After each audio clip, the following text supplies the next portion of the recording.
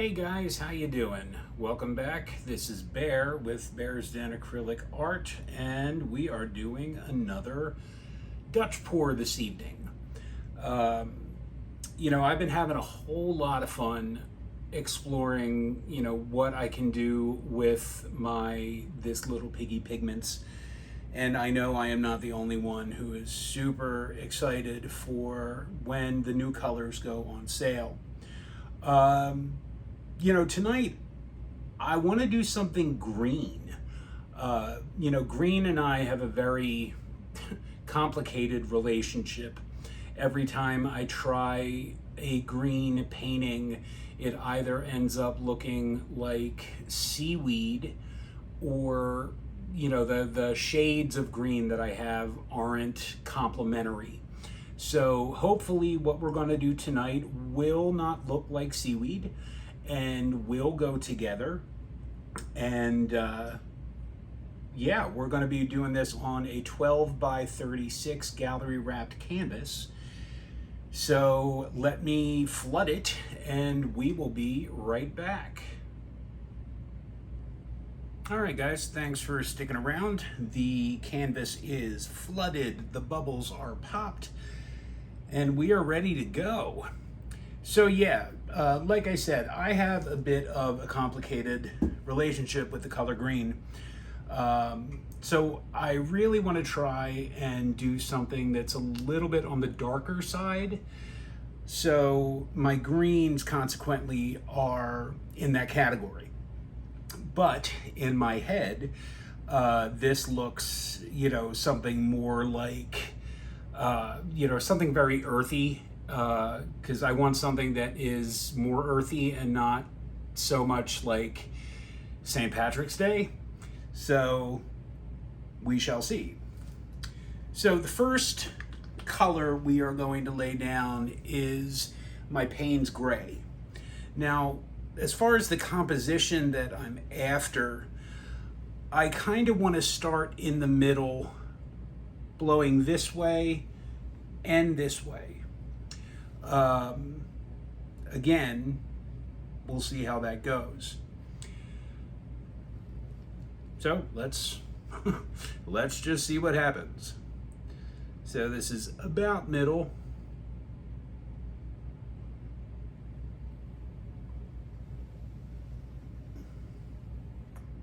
Okay, that actually doesn't look too bad. So I can come back and we are just going to continue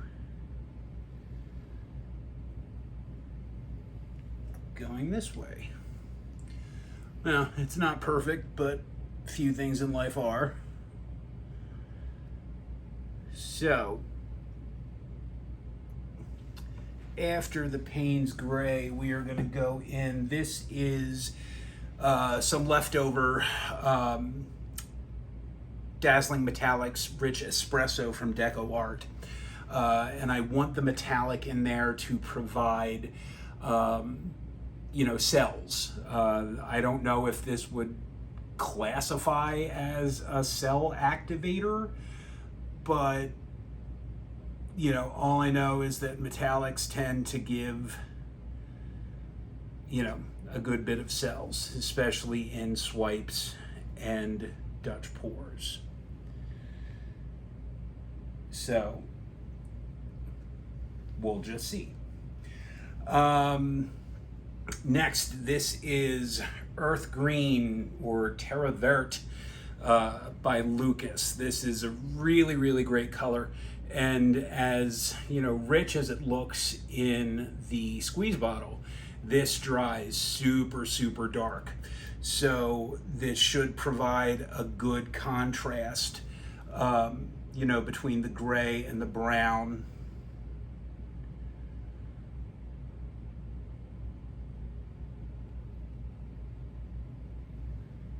So there it goes. It's a new bottle, so it took a sec to really get flowing. While I'm thinking about it, I just want to say thank you to everybody for, subscribing and leaving comments. The comments you all have been leaving on my videos have been fantastic. So thank you. And while I'm at it, if you're new and you haven't subscribed yet, please do so, because that would be cool. You know, or like, share, you know, whatever the kids are doing these days. Please do. All right, next, this is a new to me, this little piggy. This is Emerald, and this just arrived in the mail today. So I'm curious how this is going to play with everybody else. Now, like I've been explaining in my previous videos where I've used this little piggy pigment, 7 grams of gloss gel medium, then about 1 gram of the pigment itself. Mix. You know, you want it to be, you know, something of a paste, I guess, or a slurry. If you cook, you're making a roux. And then to that, I add 20 grams rather of Floetrol, 10 grams at a time. You know, making sure that I'm, you know, scraping the spoon, you know, just to kind of clean it off. So yeah, that's what I've been doing, and it's been working really, really well for me so far. So next we are going to go with Lily Pad by this little piggy. This, you know, should give good enough contrast, because we've got some pretty dark colors, and I do want, you know, some color contrast going on aside from just the white of the base. And the base, you know, it's just the Artist Loft, you know, soft body in the white. There might be a little bit of Amsterdam titanium white mixed in. It's been a while since I used it. I've been doing a lot of, you know, colored bases. You know, so we'll see. And then lastly, this is, I think this is mostly Artist Loft metallic green, but I think there might be some maybe Extreme Sheen Peridot or some green gold in there, because there is some, there's something in there that's giving it a little bit of an extra sparkle, and I'm not mad at it. All right. So let's see what this looks like. I've been doing swipes the last several nights, so Drew Barrymore has had some time to recoup. So hopefully she's brought her A game tonight, and we shall see. So again, I want to start as close to the middle as possible and blow that way and that way, because in my head this is a horizontal piece. So I want it to kind of flow out from the middle. So hopefully this wasn't a mistake putting the Rich Espresso next to the Payne's Gray, but I wanted a dark enough you know, base to serve as the backdrop of the actual blowout. So fingers crossed. Let's see what happens.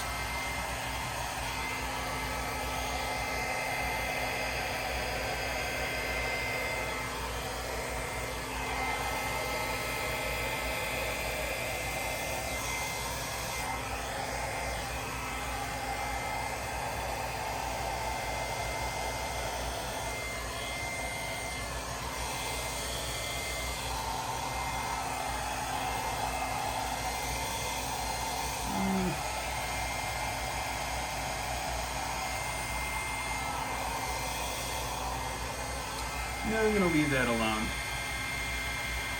This looks really, really great. Really, really great. All right, let's go the opposite direction now.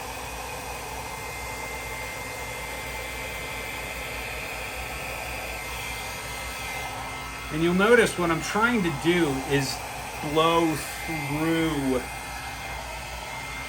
the curve, you know, the curve of the line. Think of it as like following through on a pitch.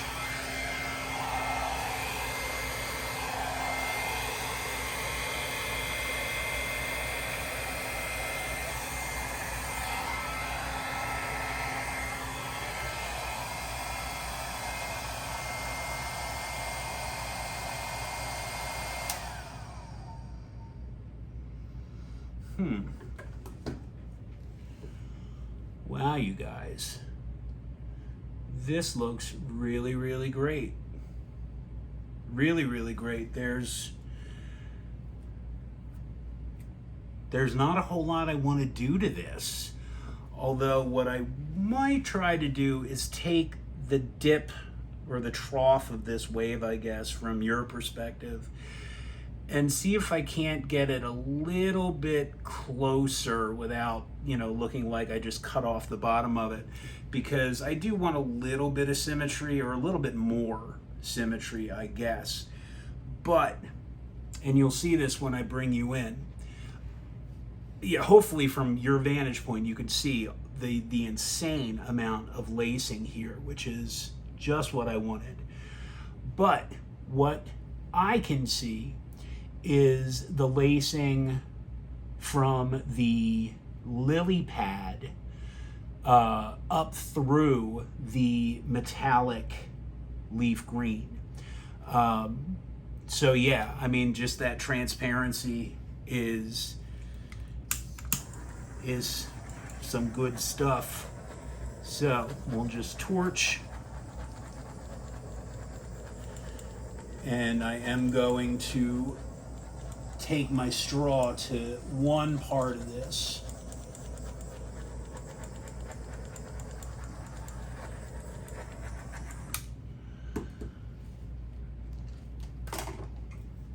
I just want to thin this out a little bit.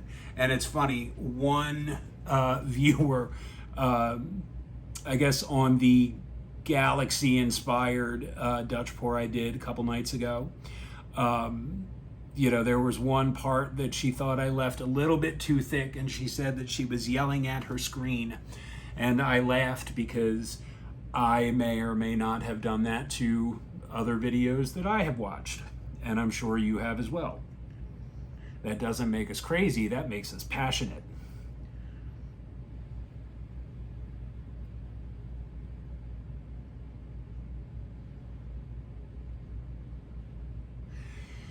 So yeah, I don't want to flatten it out completely. I don't want to get rid of the metallic brown because it's got a really great kind of gradient, you know.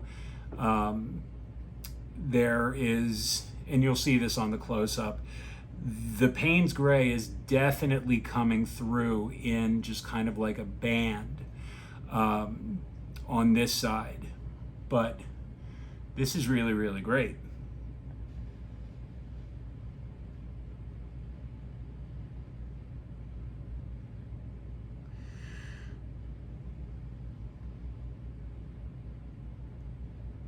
And I'll probably have to come back and do that a couple more times, just until, you know, the paint starts to thicken a little bit.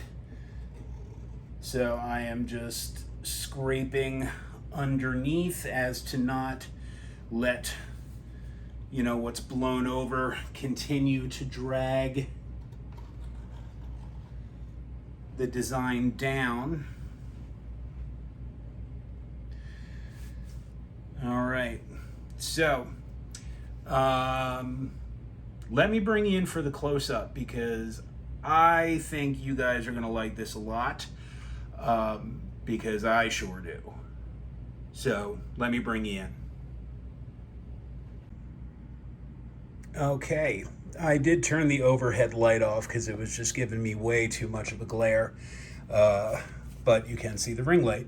All right, so you see how you can see the Payne's gray, coming through right there, but just look at the amount of lacing. That's just from the metallic, the rich espresso. But if you look in, these green parts, you can see that the metallic leaf green did sell up ever so slightly, through the lily pad.